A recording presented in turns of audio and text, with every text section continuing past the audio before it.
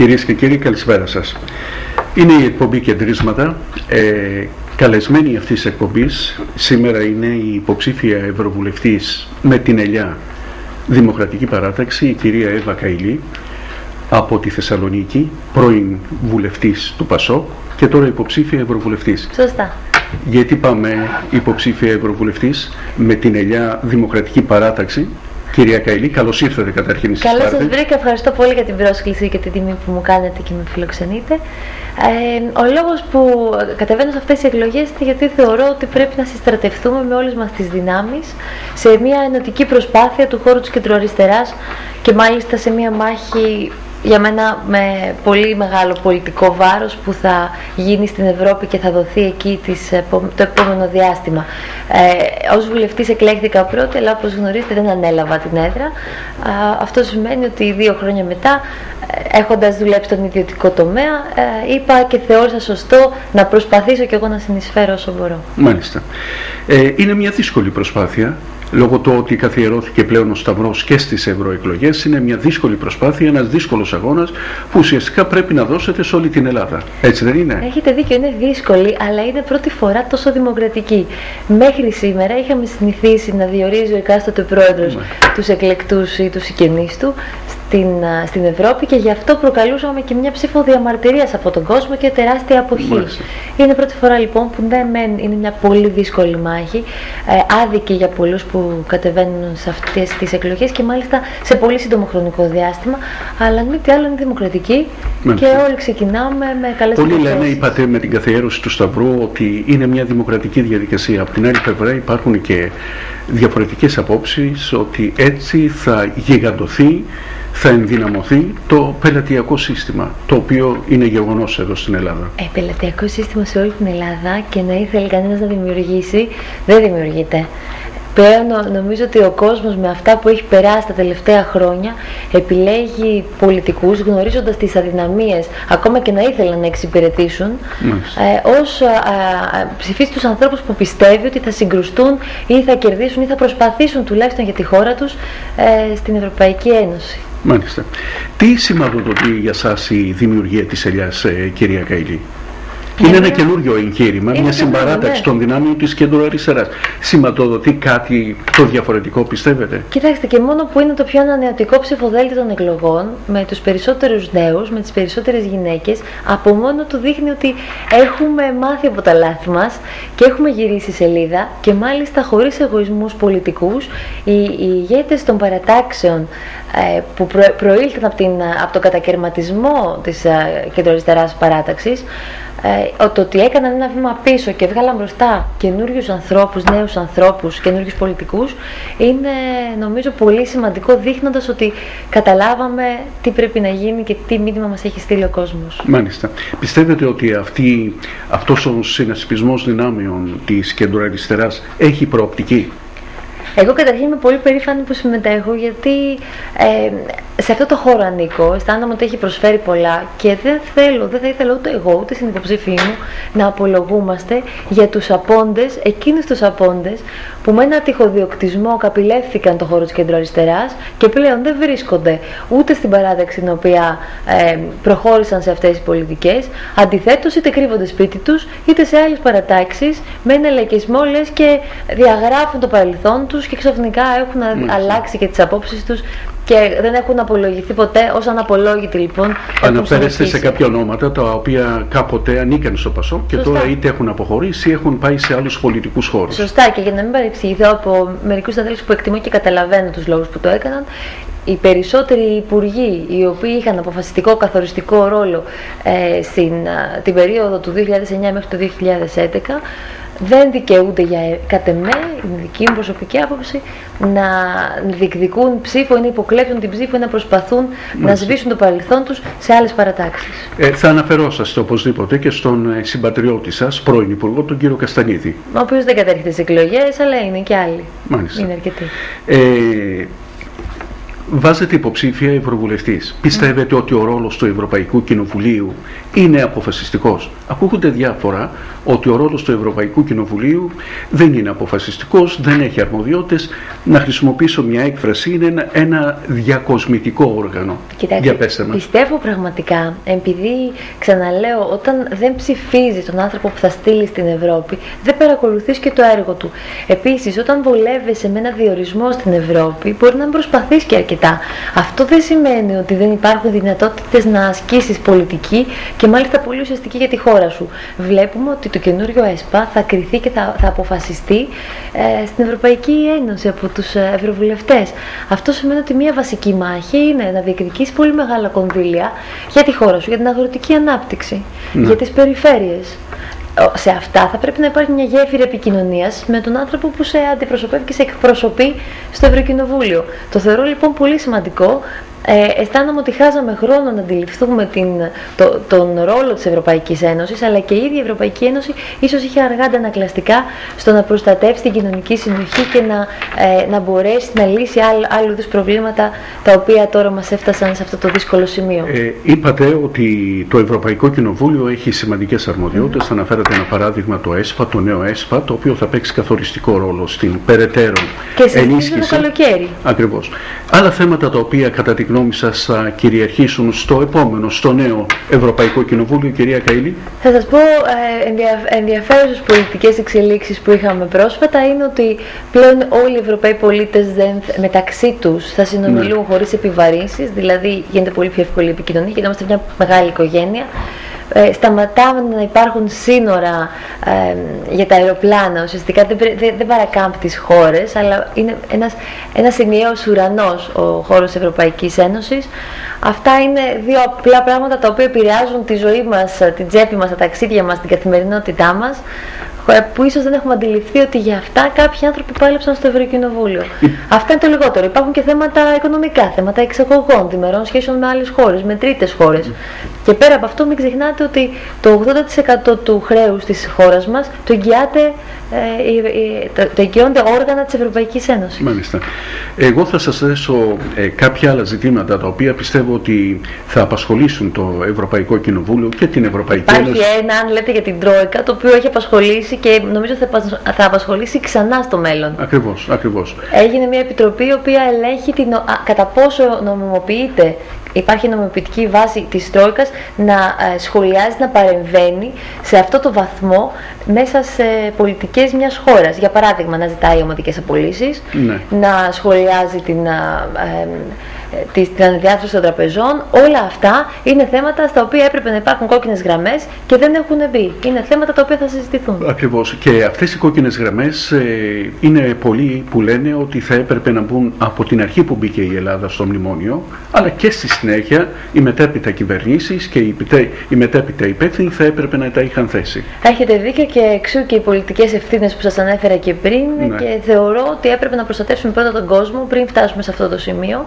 Από την άλλη, επειδή ήταν σαρωτικά τα γεγονότα και παραβιάστηκαν όντως πολλοί οι κόκκινες γραμμές που έπρεπε να έχουμε βάλει, νομίζω ότι τώρα δίνουμε τη μάχη για να τις επαναφέρουμε, και όχι μόνο αυτό, αλλά για να μπούμε σε ένα διαφορετικό τρόπο αντιμετώπισης της κρίσης, όχι μέσω λιτότητας και λαϊκισμού, αλλά μέσω ανάπτυξης, επενδύσεων, γνώσης, έρευνας, στηρίζοντας την νεολαία, τις γυναίκες, τους αγροτικούς συνεταιρισμούς, την παραγωγή.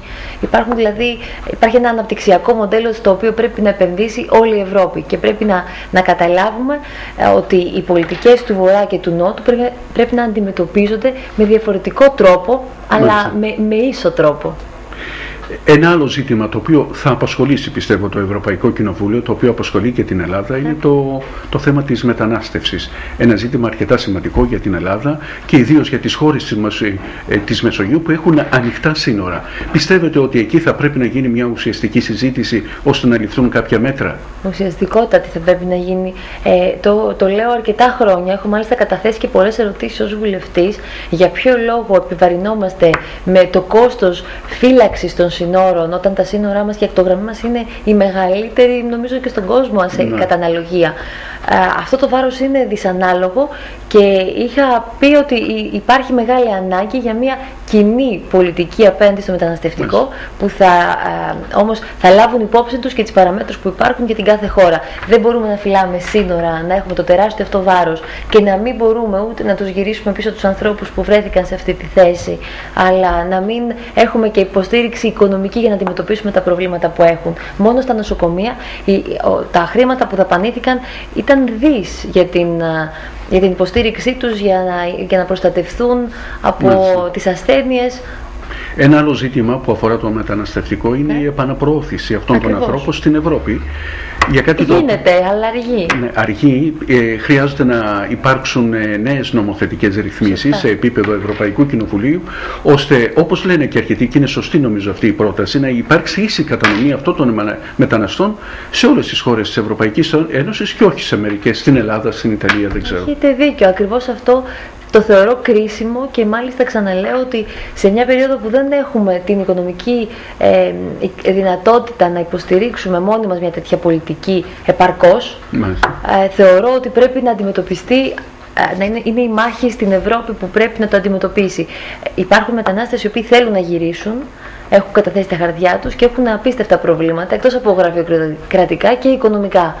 Και έχετε δίκιο, είναι ένα πάρα πολύ σημαντικό θέμα που και πάλι μερικές φορές στη χώρα αυτή, αν το πρόβλημα δεν χτυπήσει την πόρτα μας, δεν το αντιλαμβανόμαστε πόσο μεγάλο είναι και πόσο έντονο.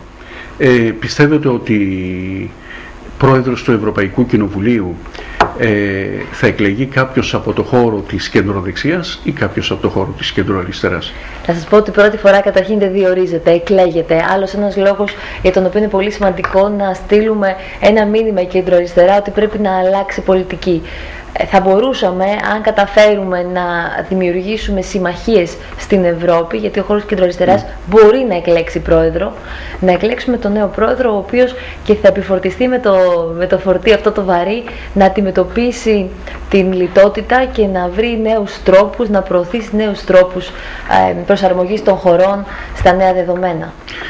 Στη θέση του Μπαρόζο, τη θέση μάλλον του Μπαρόζο, ελπίζουμε να είναι ο Σούλτς βασικά. Ναι, διεκδικούν δύο οι οποίοι είναι φιλέλληνες, να το πούμε, έχουν καλή αντίληψη για την Ελλάδα. Είναι ο Γιούγκερ, ο πρώην πρωθυπουργός του Λουξεμβούργου, και ο Μάρτιν Σούλτς, ο πρόεδρος του Ευρωπαϊκού Κοινοβουλίου.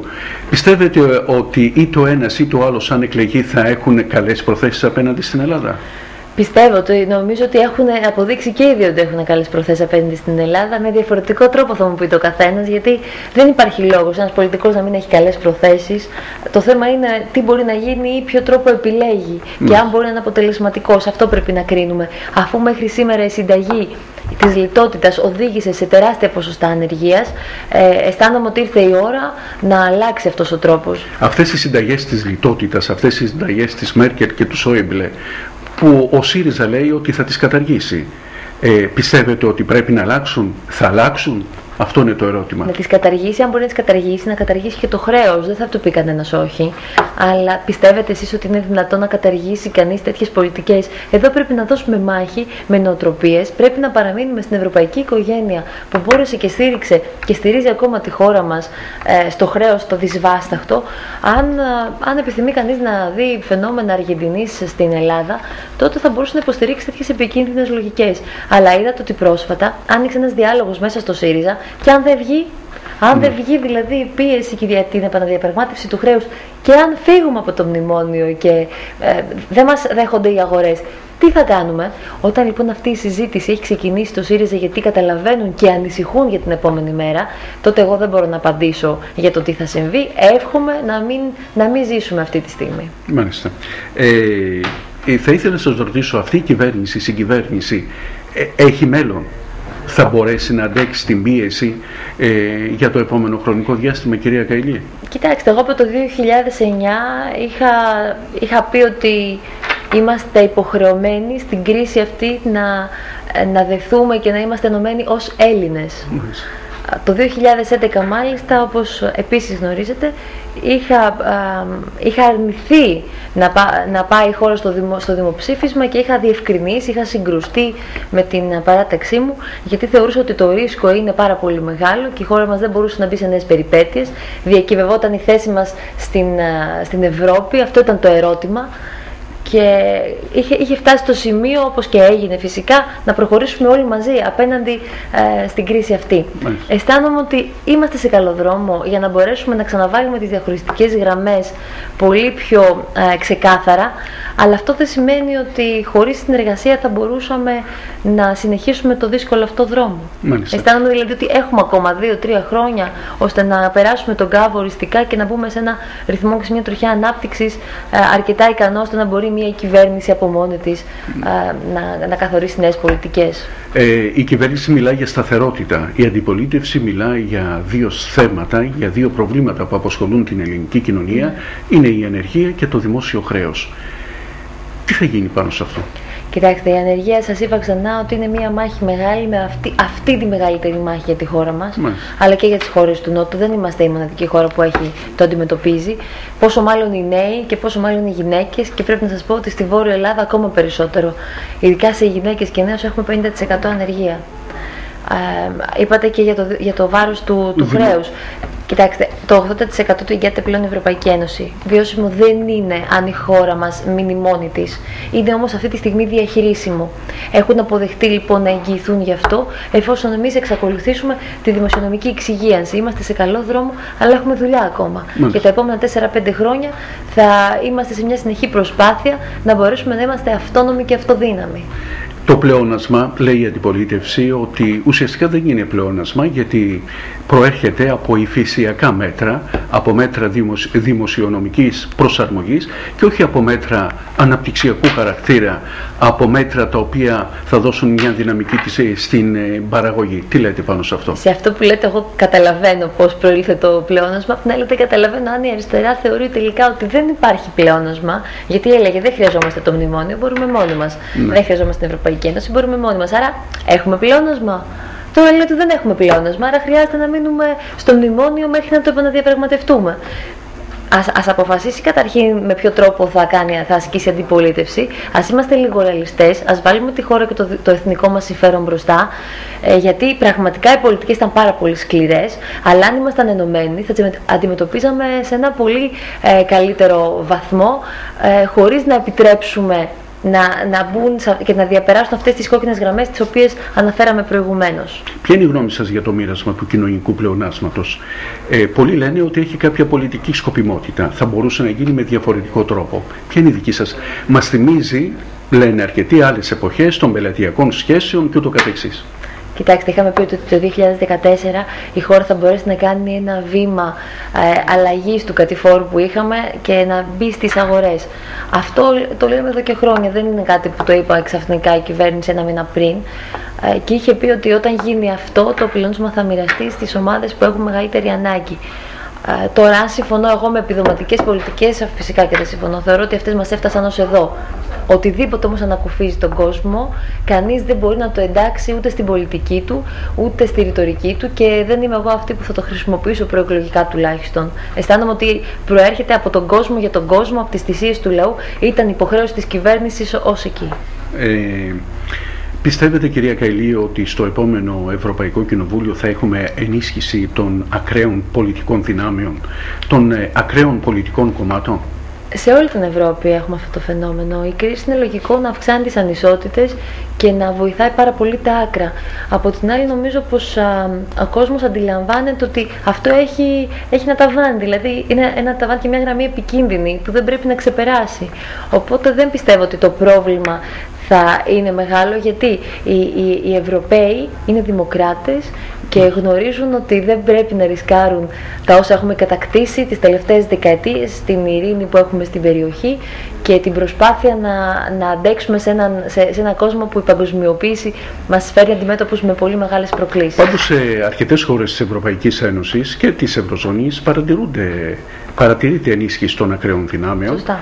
Άρα λοιπόν κάτι ανάλογο θα έχουμε και στις πρόσφατες, στις προσεχείς μάλλον, εκλογές για το Ευρωπαϊκό Κοινοβούλιο. Κοιτάξτε, το Ευρωπαϊκό Κοινοβούλιο σας είπα ότι αισθανόμαστε πως είναι κάτι πιο μακριά από εμάς, οπότε με πολύ μεγαλύτερη ευκολία ψηφίζουμε διαμαρτυρόμενοι, και όχι γιατί πιστεύει κάποιος την ιδεολογία αυτή.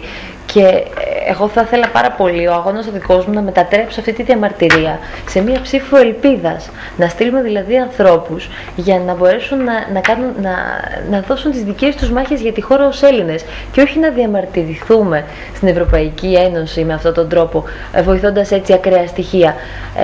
Βλέποντας τις δημοτικές και τις περιφερειακές εκλογές, νομίζω πως θα διαπιστώσουν όλοι, το αποτέλεσμα θα φανεί φυσικά στις 18 Μαΐου, ότι αυτά τα στοιχεία δεν έχουν δομήσει μέσα στην κοινωνία μηχανισμούς τέτοιους ώστε να ανησυχεί η δημοκρατία, να κινδυνεύει. Βέβαια πάντα πρέπει να προσέχουμε και να μην επιτρέπουμε να διαταράσσεται η κοινωνική συνοχή από τέτοιου είδους ιδεολογίες.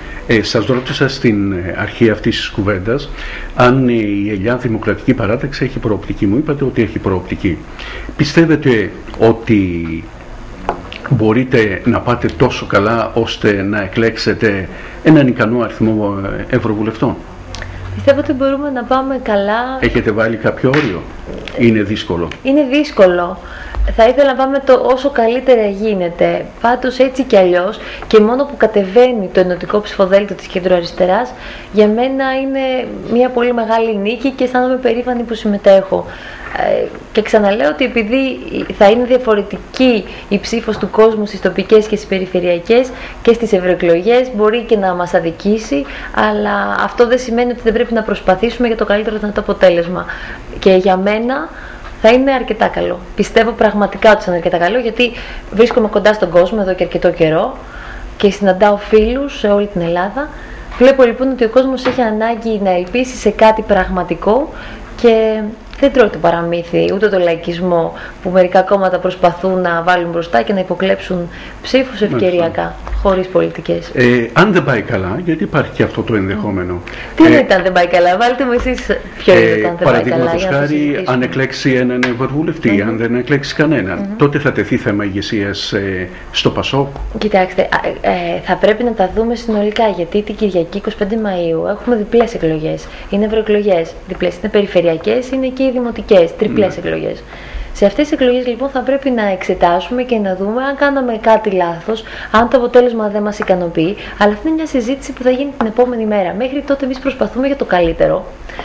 Δεν μπορεί να πει κανείς ότι αν είναι χαμηλό το ποσοστό στις ευρωεκλογές, αλλά είναι πάρα πολύ καλό στις υπόλοιπες, θα τεθεί τέτοιο θέμα. Ούτε είναι θέμα ηγεσίας. Αυτή τη στιγμή είμαστε ενωμένοι σε μια προσπάθεια να σώσουμε τη χώρα.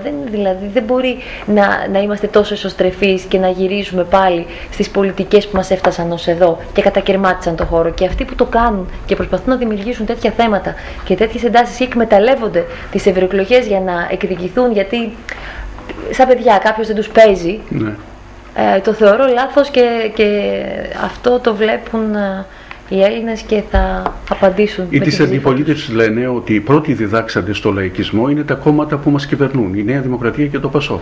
Τι απαντάτε σε αυτό? Εγώ θα απαντήσω ότι τα κόμματα αυτά είναι τα κόμματα που έφεραν τη χώρα σε ένα επίπεδο το 2004 να έχουμε Ολυμπιακούς αγώνες και να είμαστε πολύ περήφανοι για όσα καταφέραμε. Και δαπανήθηκαν όμως και αρκετά χρήματα. Δαπανήθηκαν πάρα πολλά χρήματα, έχετε δίκιο, αλλά μην ξεχνάτε και τι πέρασε αυτή η χώρα από άλλες πολιτικές. Από εκεί και πέρα έγιναν πάρα πολλά λάθη.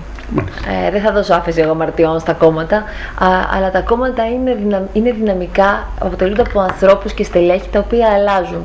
Τα κόμματα λοιπόν δεν είναι κάτι στατικό, είναι οι αρχές, η ιδεολογία τους και η ψυχή των παρατάξεων βρίσκεται στον κόσμο, ο οποίος πιστεύει σε κάτι, είναι στους γραμματείς των οργανώσεων που σε κάθε σημείο της χώρας κρατάνε με τη σύνταξή τους την τοπική ανοιχτή, γιατί πιστεύουν σε κάτι, πίστευαν σε κάτι και γιατί θυμούνται τα πιο δύσκολα και βλέπουν ότι αν μη τι άλλο έχουν κοινωνική πρόνοια, έχουν δωρεάν παιδεία, έχουν πράγματα τα οποία κάποτε δεν ήταν δεδομένα.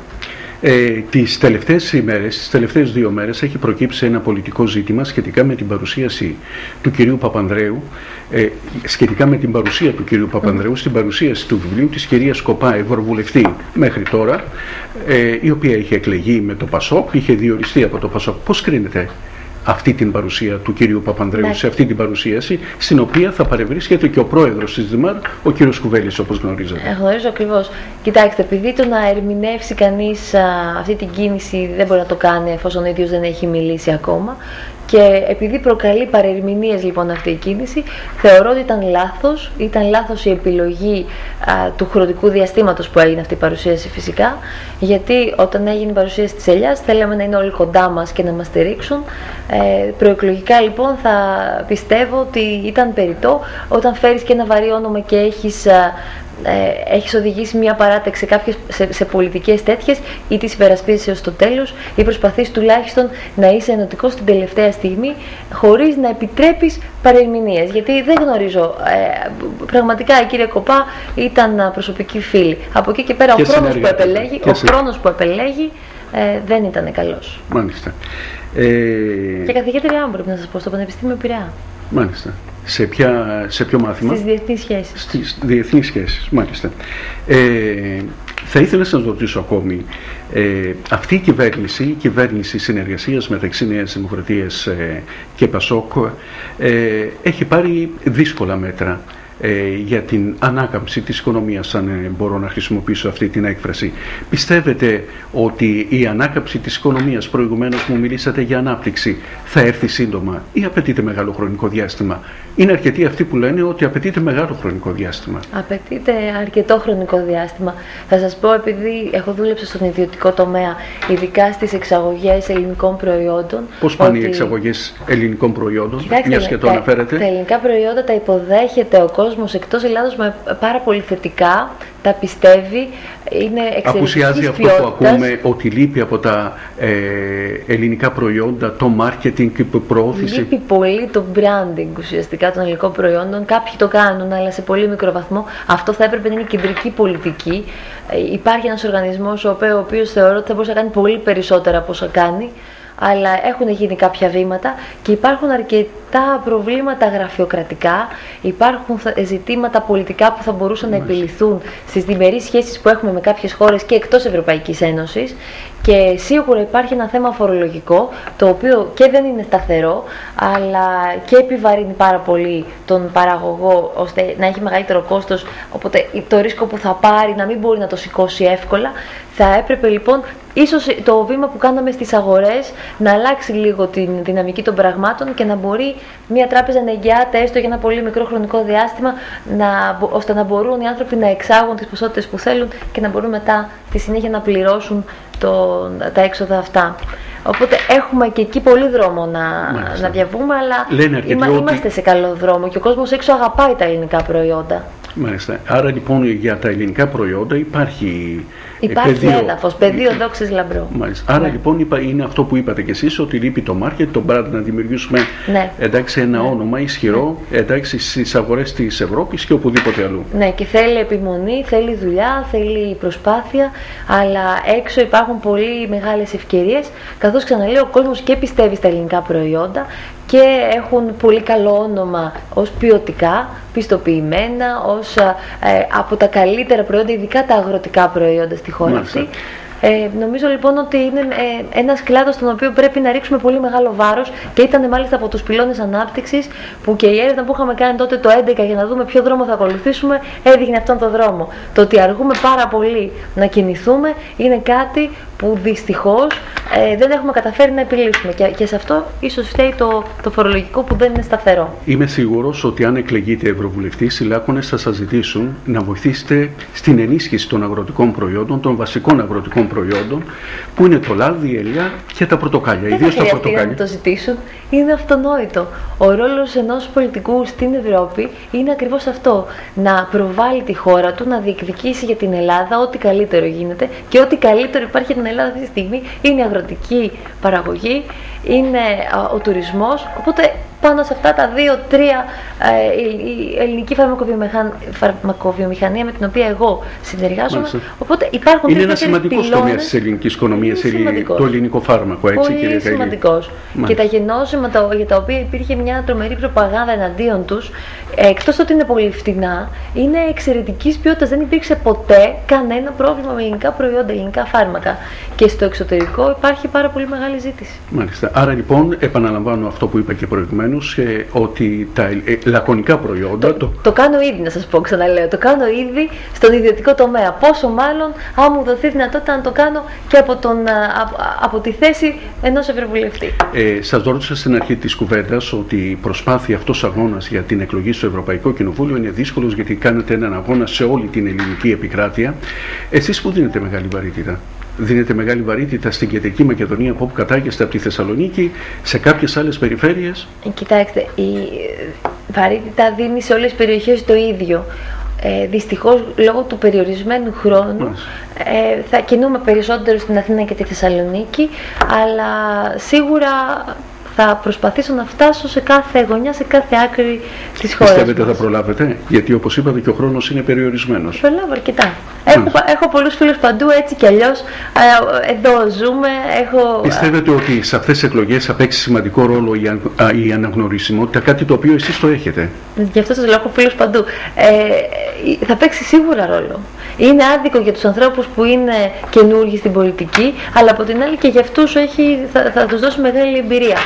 Και έχεις ένα πλεονέκτημα όταν είσαι πιο γνωστός, αλλά και πάλι έχεις ένα πλεονέκτημα όταν και έχεις και μία άλλη θέση. Έχεις ένα πλεονέκτημα όταν έχεις διατελέσει υπουργός. Ο καθένας έχει διαφορετικά πλεονεκτήματα. Η αναγνωρισιμότητα σε ένα πανελλαδικό ψηφοδέλτιο σίγουρα όμως είναι πολύ σημαντική.